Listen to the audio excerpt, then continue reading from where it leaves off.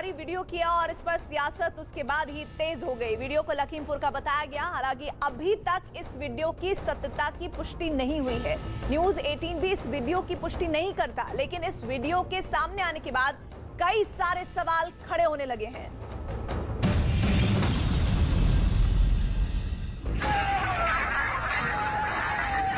यही है वो वीडियो जिसे आरएलडी ने जारी किया और फिर इसे विपक्ष के कई नेताओं ने लखीमपुर मामले से जोड़कर बयानबाजी शुरू कर दी। पहली नजर में इस वीडियो को देखने पर एक गाड़ी विरोध प्रदर्शन करने वालों की परवाह किए बिना उन्हें टक्कर मारते हुए आगे बढ़ती दिखती है। गाड़ी की चपेट में आने से एक किसान उस पर उछलकर गिरता भी दिखता है।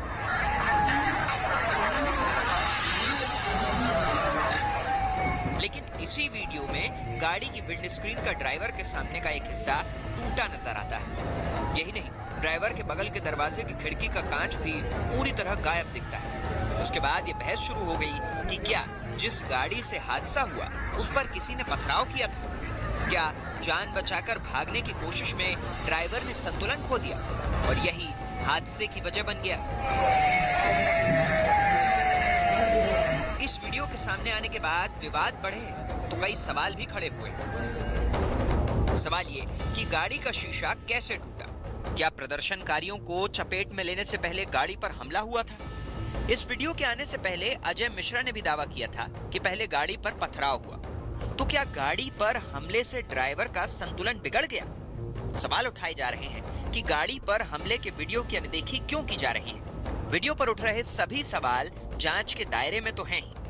किसानों के बीच में शामिल कुछ उपद्रवी तत्वों ने पथराव किया, जिसके कारण हमारे कार्यकर्ताओं की हत्या हुई। उसके बाद में पीट करके ऐसी सब बातें आई। लेकिन चूंकि मैं या मेरा पुत्र आशीष मिश्रा हम वहां पर नहीं थे, हम लोग कार्यक्रम स्थल पर थे, इसलिए वहां कैसे हुआ, क्या हुआ, ये सारी घटनाएं जो है जो कार्यकर्ता बेचारे निकल करके भाग के आए हैं, उन्होंने बताया कि भाला पत्थर और इत्यादि मार करके जब ड्राइवर पूरी तरीके से अचेत हो गया। अब ये आपको विचार करना है कि अचेत मुद्रा में अगर कोई व्यक्ति गाड़ी स्टीयरिंग पर पड़ा है तो गाड़ी अनियंत्रित होगी, स्वाभाविक बात। लखीमपुर हिंसा मामले की न्यायिक जांच का ऐलान एक दिन पहले ही हो चुका है। इसके अलावा इस मामले की जांच एसआईटी भी कर रही है। लेकिन इस बीच इस मामले को लेकर एक नया ट्विस्ट सामने आया। बताया गया कि लखीमपुर खीरी की घटना से पहले एक व्हाट्सएप ग्रुप बनाया गया। ये भी बताया जा रहा है कि इस व्हाट्सएप ग्रुप के बारे में बेहद सनसनीखेज जानकारियां सामने आ रही हैं। दावा यह भी किया जा रहा है कि इस व्हाट्सएप ग्रुप के जरिए लखीमपुर खीरी में घटना के दिन भीड़ जुटाई गई। लखीमपुर खीरी में प्रदर्शनकारी किसानों की भीड़ क्या किसी व्हाट्सएप ग्रुप के जरिए जुटाई गई? बताया गया कि लखीमपुर खीरी की घटना से पहले जो व्हाट्सएप ग्रुप बना था, इसका नाम ललकार था।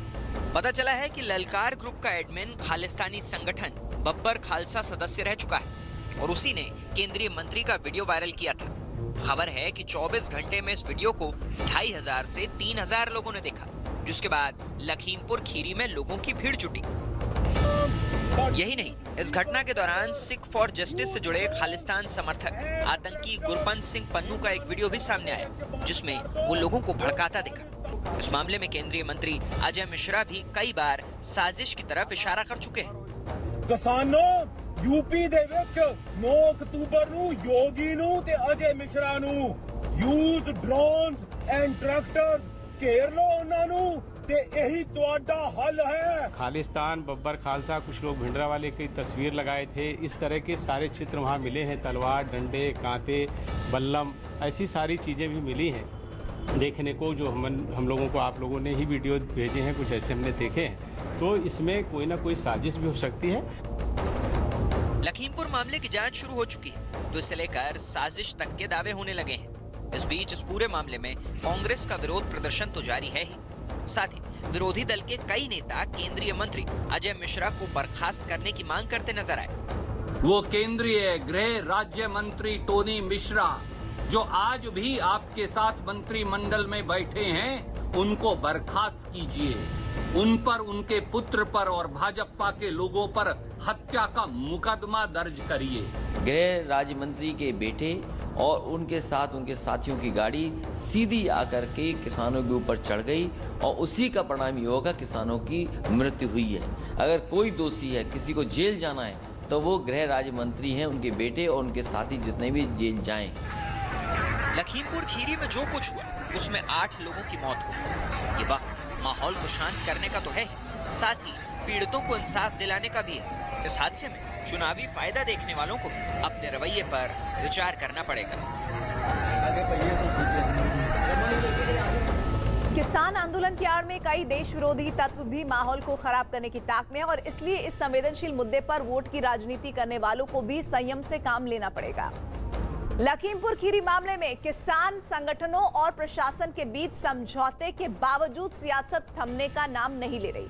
कांग्रेस की महासचिव प्रियंका गांधी लखीमपुर जाने की जिद पर अड़ी दिखी तो कांग्रेस के कार्यकर्ताओं ने सीतापुर में उनके समर्थन में प्रदर्शन शुरू कर दिया। बताया गया कि प्रियंका गांधी को लखीमपुर जाने से रोकने के लिए गिरफ्तार कर लिया गया है।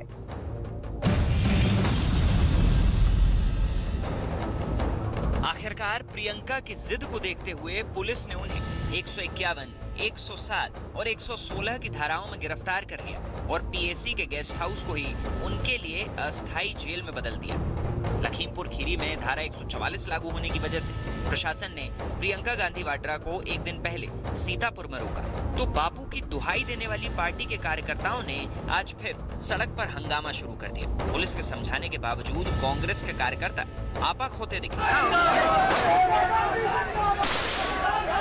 लेकिन यही कार्यकर्ता कुछ देर पहले प्रियंका की कमरे में झाड़ू लगाती तस्वीर आने के बाद अपने विरोध में भी यही करते दिखे थे। एक दिन पहले प्रियंका की हिरासत के दौरान का वीडियो सामने आया था, जिसमें वो गेस्ट हाउस के कमरे में झाड़ू लगाती दिखी थी।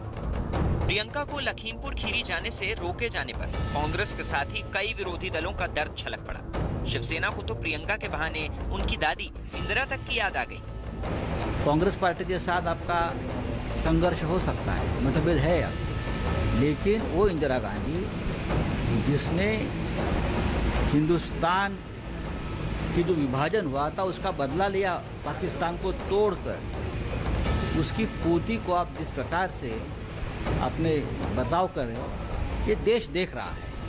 कांग्रेस महासचिव की गिरफ्तारी के विरोध के बीच एक और वीडियो सामने आया, जिसे प्रियंका की टीम ने ही जारी किया है। बताया गया कि प्रियंका को जिस गेस्ट हाउस में रखा गया उसके ऊपर यूपी पुलिस का ये ड्रोन दिखा। ड्रोन सुरक्षा व्यवस्था पर नजर रखने के लिए उड़ रहा था या इसकी कोई और वजह थी, ये सामने आए बगैर ही इस पर बयानबाजी शुरू हो गई। छत्तीसगढ़ के मुख्यमंत्री भूपेश बघेल ने इस वीडियो को ट्विटर पर शेयर किया और इस ड्रोन के औचित्य पर सवाल पूछे। इसके बाद लखीमपुर खीरी में धारा 144 लागू होने के बावजूद बघेल वहां जाने के लिए दिल्ली से निकल पड़े। ये कैसा कानून है कि जो यदि पीड़ित परिवार से मिलने जाए, संवेदना व्यक्त करने जाए, उसे न्याय की गुहार करे, उसे गिरफ्तार करो, और जो अपराधी है, जो आरोपी है, उसको आप खुलेआम छोड़ के रखे हैं। कांग्रेस इस मामले को तूल देने में कोई कमी नहीं छोड़ती दिख रही। लखीमपुर खीरी में किसानों और प्रशासन के बीच समझौता हो चुका है और उसका ऐलान भी कर दिया गया है। सवाल यह है कि जब लखीमपुर खीरी में स्थिति शांत करने की जरूरत है, ऐसे में नेता वहां जाने के लिए उतावले क्यों हैं? बीजेपी आरोप लगा रही है कि 5 राज्यों में विधानसभा चुनाव है और सियासी फायदा उठाने के लिए ही विपक्ष के नेता लखीमपुर खीरी जाने पर अड़े हुए हैं। ये सवाल उठ रहे हैं तो इसकी वजह प्रशासन द्वारा किसान संगठनों की मांगे मान लेने के बावजूद जारी सियासी हंगामा है। कांग्रेस ने उत्तर प्रदेश के इस मामले को लेकर श्रीनगर में भी विरोध प्रदर्शन शुरू कर दिया। बाद में जब कार्यकर्ता हिरासत में लिए गए तो प्रदर्शनकारी पुलिस की गाड़ी को रोकते दिखे।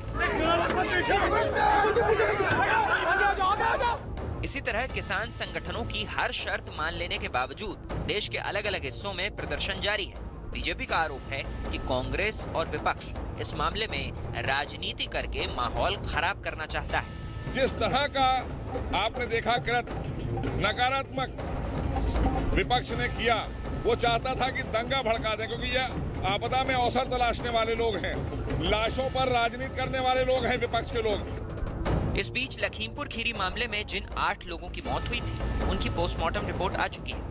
मृतकों के शरीर पर चोट के निशान और लाठी डंडों से पिटाई के निशान मिले। कुछ की मौत की वजह घिसटे जाने, शॉक और हेमरेज भी बताई गई। अब इस मामले में सबकी नजर जांच करने वाली टीम पर होगी। लखीमपुर खीरी में जिन किसानों की मौत हुई है उनमें से कुछ के परिवार वाले पोस्टमार्टम रिपोर्ट को लेकर संतुष्ट नहीं है। शवों के अंतिम संस्कार में देरी होते देख किसान नेता राकेश टिकैत भी पीड़ित परिवार वालों से बात करने के लिए पहुंचे और दोबारा पोस्टमार्टम कराने की बात मानी। लखीमपुर में बीजेपी के जो कार्यकर्ता हिंसा के शिकार हुए उनके परिजनों की सुध लेने न्यूज 18 मौके पर पहुंचा। इस दौरान बीजेपी के बूथ अध्यक्ष शुभम मिश्रा के घर पर मातम नजर आया। मैं 27 साल के शुभम पर परिवार के 22 लोगों की जिम्मेदारी थी। लखीमपुर खीरी मामले में शुभम मिश्रा की पीट कर हत्या कर दी गई। बाकायदा इसके वीडियो भी पुलिस के पास है। एफआईआर भी दर्ज कर दी गई, मुआवजे की बात भी है। लेकिन क्या मौत पर मरहम सरकार लगा पाएगी? जिन लोगों ने पीट कर हत्या की उनके खिलाफ कितनी बड़ी कार्रवाई होगी? अभी सिर्फ मुकदमा दर्ज हुआ है, जांच न्यायिक शुरू हो गई है। हमारे साथ उनके बाबा मौजूद हैं। बाबा, कैसे क्या हुआ, कुछ बताएंगे आप? बताने के लिए हम 3 दिन से लगातार बता रहे हैं, लेकिन हमारा कुछ सुना ही नहीं जाता है। हमारा 22 लोगों का अकेले उसी के दम पर परिवार चलता था, वो तो चला गया। क्या बताए? क्या कार्रवाई चाहते हैं? मुकदमा दर्ज किया गया, गिरफ्तार दर्ज किया जाए, हत्यारों को फांसी दी जाए। हत्यारों को फांसी दी जाए। सरकार ने कह दिया कि अब न्यायिक जांच होगी, हाई कोर्ट का जज जांच करेगा। वो कहते हैं जब कुछ हो तब जाने। मंत्री जी भी आए थे, क्या करते, क्या पर जो बात करके गए? आश्वासन तो दे गए। आश्वासन जब हमारे सामने आए तो हम आश्वासन समझे। जिस तरह से ये पूरी घटना घटी उसको लेकर बहुत ज्यादा लोगों में आक्रोश है और खुद मुख्यमंत्री ने कहा कि दोषी बख्शे नहीं जाएंगे। अच्छा है, ऐसा अगर करते हैं तो बिल्कुल अच्छा है। पार्टी के लिए उसने अपना बलिदान दे दिया, वो कुछ करते हैं तो अच्छा है। उन्हीं के ऊपर सब कुछ डिपेंड था। उन्हीं के ऊपर सब डिपेंड था। पूरे परिवार की रक्षा वही करते थे, दौड़ते धूपते जो कुछ करना था वही करते थे। अब तो बड़ी मुश्किल होगी। बिल्कुल बहुत मुश्किल। अंदर चले। और क्या चाहते हैं आप बताइए, जो हम आपकी बात को सरकार तक पहुंचा सकें?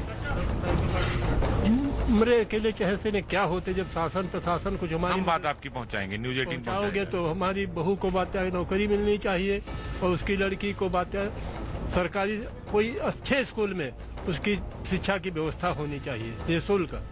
मुआवजे की जो बात की जा रही है, क्या आप लोगों से भी बात हुई इस बारे में?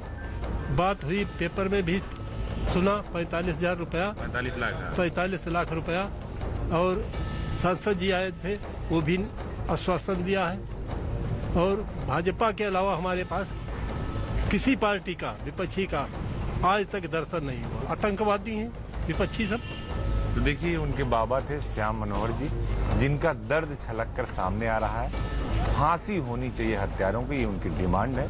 विपक्ष एक भी यहाँ नहीं आ रहा, उसे भी उनको भी ये आतंकवादी की संज्ञा दे रहे हैं। उनके भाई हमारे साथ मौजूद हैं, उनसे बात करेंगे। क्या हुआ था भैया, बताइए। आपको कैसे जानकारी? हम वहाँ थे नहीं। जानकारी कैसे मिली? जानकारी फोन से मिली। क्या कहेंगे, क्या डिमांड है? इंसाफ हो। क्या नाम आपका? उत्कर्ष मिश्रा। देखिए, उनके भाई हैं, बोल भी नहीं पा रहे हैं। यानी दर्द जो है कितना छुपा है, कितना बाहर आए, ये सवाल है उन लोगों की जिन्होंने दिन दहाड़े सरेआम पीट कर हत्या कर दी। एक नहीं 20-20 वीडियो वायरल हुए हैं। अब सवाल यह है कि सरकार इसमें क्या कार्रवाई करती है। गैंग्स ऑफ दिल्ली ने देश की राजधानी को अब बदलापुर में बदलने की नई साजिश रची है। साजिश अपने इकलौते दुश्मन के खात्मे की। पुलिस के लिए सबसे ज्यादा हैरानगी की बात यह है कि बदलापुर की साजिश रचने वाले तमाम गैंग के सरगना जेलों में बंद हैं।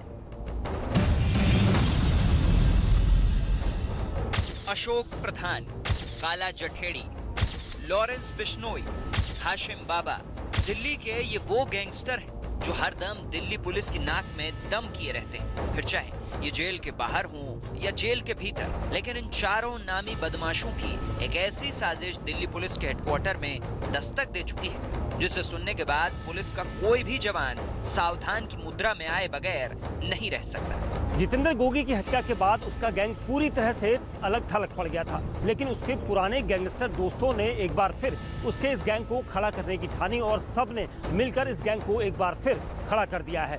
लेकिन सबसे बड़ा सवाल उठता है कि उस गैंग की लीडरशिप कौन करेगा। इसको लेकर कई गैंगस्टरों के नाम सामने आए, लेकिन सबसे बड़ा नाम आया रोहित मोई का। रोहित मोई गैंगस्टर जितेंद्र गोगी का खास था। गैंगस्टर जितेंद्र गोगी की हत्या का बदला लेने के लिए जिन गैंगस्टर्स ने हाथ मिलाया है उसमें पंजाब के भी कई गैंगस्टर शामिल हैं। मगर पुलिस की तफ्तीश कहती है कि इस साजिश के पीछे महज बदला लेना ही एकमात्र मकसद नहीं, बल्कि दिल्ली एनसीआर में अपनी दबंगई का परचम भी लहराना चाहते हैं। Whatever organized crime is happening in the city should not happen, and the persons who are associated with the gangs should be busted, and appropriate and tough should be taken against them. Okay. In the process, large number of gangsters have been arrested. Okay. And most of them are in judicial custody. Some of their members are outside jail and they are on their instructions are committing crimes. ये सभी top gangster jail के अंदर बंद हैं, लेकिन jail के बाहर अभी भी इनकी दहशत खुलेआम देखी जा सकती है। दिल्ली पुलिस भी बखूबी जानती है कि ये गैंग जेल के अंदर से ऑपरेट हो रहे हैं। इन गैंग पर हरदम पैनी नजर रखने वाले दिल्ली पुलिस के अफसरों की माने तो ये गैंग दिल्ली एनसीआर में अपना सिक्का तो जमाना चाहते हैं, मगर गोगी की हत्या का बदला भी अपनी स्टाइल में लेना चाहते हैं, ताकि इनके नाम का डर ठीक वैसा ही हो जैसा ये चाहते हैं। टिल्लू गैंग से बदला लेने के लिए उसके दुश्मन गैंग ने भी पूरा इंतजाम कर लिया था, लेकिन ऐन वक्त पर स्पेशल सेल ने भांजी मार दी और खून खराबा होने से बच गया। पुलिस को खबर लगी थी कि बदमाशों ने टिल्लू ताजपुरिया गैंग के 7 बदमाशों की हिट लिस्ट तैयार की है और उसके लिए बाकायदा नए और आधुनिक हथियार भी मंगवाए गए थे। उससे पहले भी बदमाशों ने हत्या की ऐसी ही साजिश रची थी, जिसका पर्दाफाश दिल्ली पुलिस की स्पेशल सेल की टीम ने कर दिया था। हमको 9 वेपन मिले हैं, जिनमें कि 4 इंपोर्टेड पिस्टल हैं, बाकी 5 भी सेमी ऑटोमेटिक पिस्टल्स हैं। लगभग 123 राउंड्स ऑफ एमुनिशन मिले हैं, 2 गाड़ियां हैं और 4 लोग इसमें अरेस्ट हुए हैं। अब दिल्ली पुलिस की स्पेशल सेल को ये जिम्मेदारी सौंपी गई है कि बदमाशों की बदमाशी पर नकेल कसकर उन्हें हर लिहाज से खामोश रखा जाए, ताकि एनसीआर में किसी भी तरह का खून खराबा ना हो पाए। बेशक बदलापुर की नई साजिश के लिए दिल्ली पुलिस तैयार है, लेकिन इस गैंग और उनकी तैयारी को देखते हुए कहा जा सकता है कि राजधानी में बदमाशों के हौसले बुलंद हो चुके हैं। यूपी में चुनाव से पहले प्रधानमंत्री नरेंद्र मोदी ने राज्य के 75,000 लोगों को मकानों की चाबियां सौंपी है। प्रधानमंत्री मोदी लखनऊ पहुंचे, जहां उन्होंने न्यू अर्बन इंडिया कॉन्क्लेव का उद्घाटन किया। आजादी के 75वें साल के मौके पर पीएम मोदी ने यूपी को 75 तोहफे दिए।